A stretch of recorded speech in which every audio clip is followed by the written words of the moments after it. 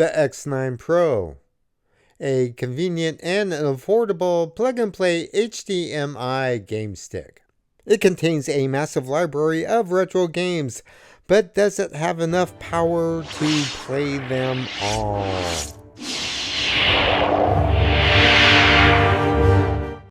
Okay, inside the box there is a black stick.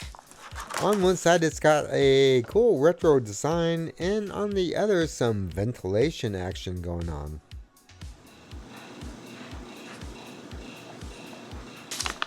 One instruction pamphlet. There are two 2.4G wireless PlayStation 5 style controllers. Ooh, the sticks have a real nice feel to them. The pads are sticky and they do press down. The D-pad's nice and smooth, not clunky at all.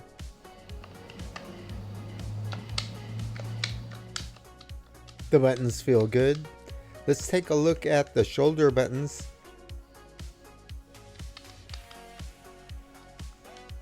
Yeah, these aren't feeling loose. This could work out just fine.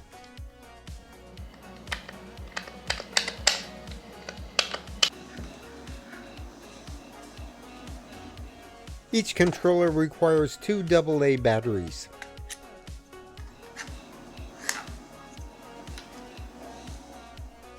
You also get a USB charging cable to power the stick, an HDMI extension cable for easy connections, and a USB dongle for wireless receiving the controllers. Installation and setup of the Pro 9 is a breeze. Connect the HDMI extension here. Insert the controller remote dongle here.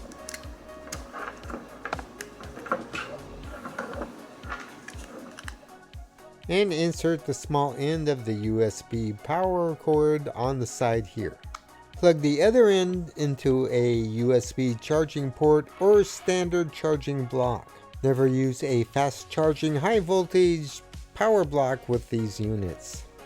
Okay, you're all set to go. Plug in the unit here, and when the unit is powered, the green light will come on here. Here's what the screen looks like when the X9 Pro is booting up. There is a short video sequence.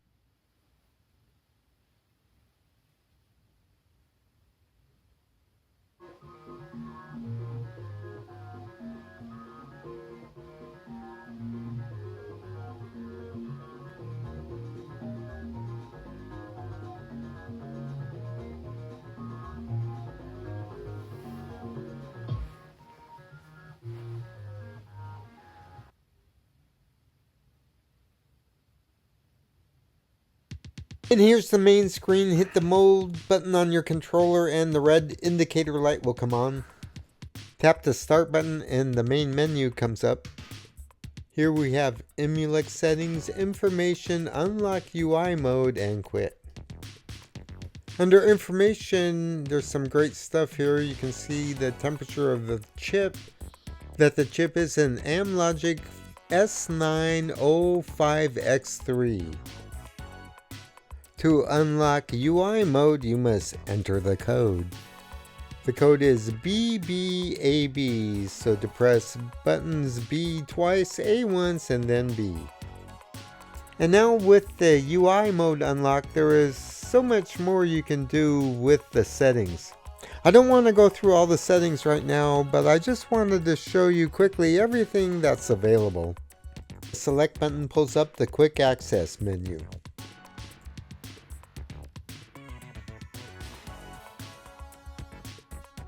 Tap the B button and a shortcut menu pops up for a list of manufacturers. Hit the X button and a quick search menu comes up. This is very helpful because this stick comes loaded with a massive amount of games, over 40,000.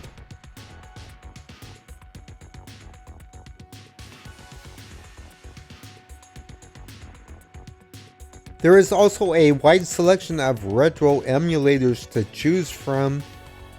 including PC, console, and handheld. Okay, let's jump into some gameplay. Here's a blast from the past, Defender on the Atari 5200. I love Defender, it's such a great game. Every quarter I could get my hand on went into this machine.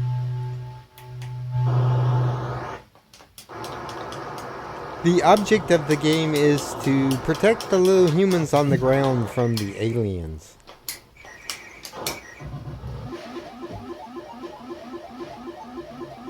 Oh, little humans, I'll protect you.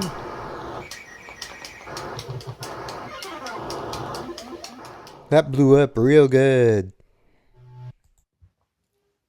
Archon for the Amiga.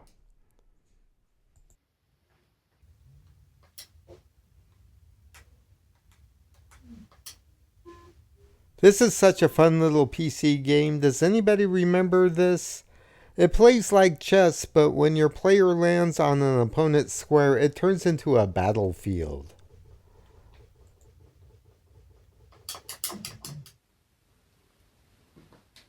Pole position on Vectrix. Look at this thing.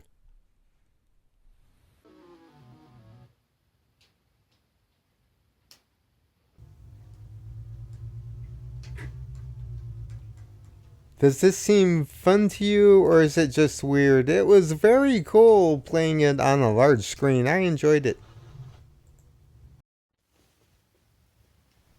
Okay, Super Mario World on the Super Nintendo.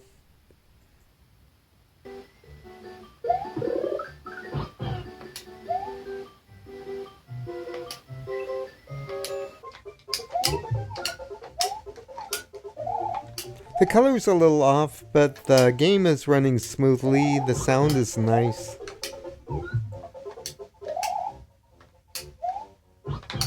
But I can tell the D-pad sensitivity on this controller isn't the greatest. Still playable. Let's check out Afterburner 2 on Arcade Classics. This should have a more demanding frame rate.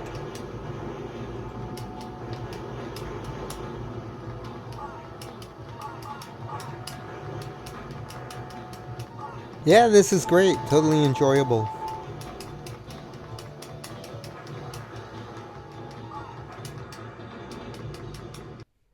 Space Invaders on Virtual Boy, just out of morbid curiosity.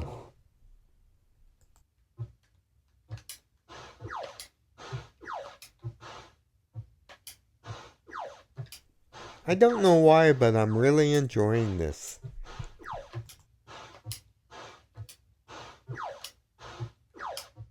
Alright, let's check out one of the handheld emulators, Zelda on the Nintendo DS.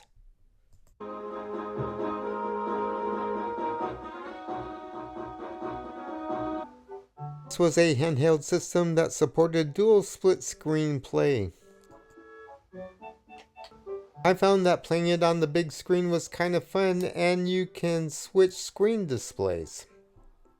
However, the button selection for the controller setup was kind of off.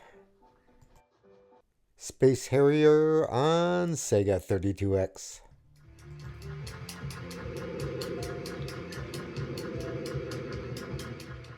Fun, fun, fun.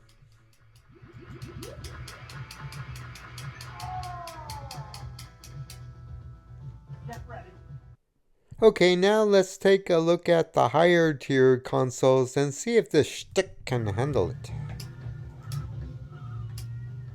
This game is running pretty smoothly. The frame rate is not too bad. However, the controller sensitivity on the left and right sticks is horrible and making the gameplay unpleasant. Let's try it again with Daytona USA on the Dreamcast.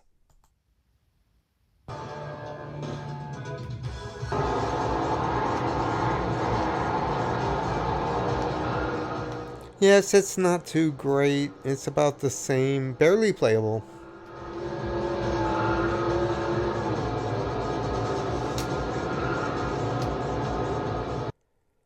Let's go over to PlayStation Cool Borders 2.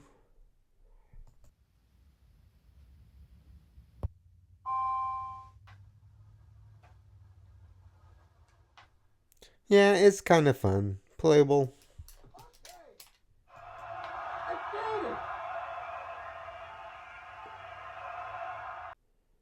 One more for the PlayStation, Crash Team Racing.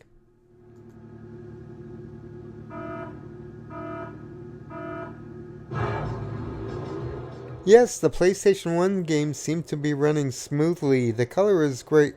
However, the controllers make it a lackluster experience.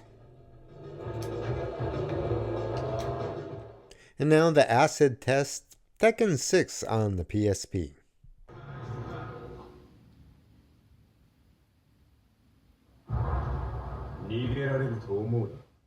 Round one. Fight.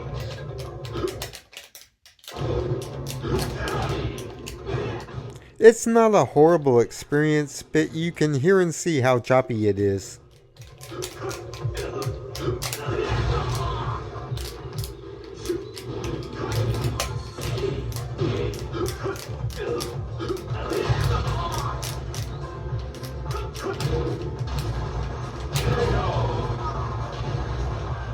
You win.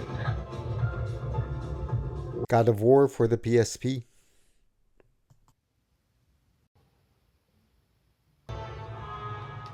And as you can see, this is just a hot mess. Note at the top corner of the screen the frame rate per second. This is running at 16 frames. Now it dipped down to 14 frames per second. Finally, I wanted to give out one example of how bad this controller is. Here's Millipede on the Atari 7800. The sensitivity was so bad you couldn't even play a simple game like this. And the sad thing is, there are less powerful game sticks out there with cheap controllers that can play Millipede quite well. So, Buy some death sticks. You don't want to sell me death sticks. yeah, probably not the X9 Pro. Let me know what you think in the comment box below.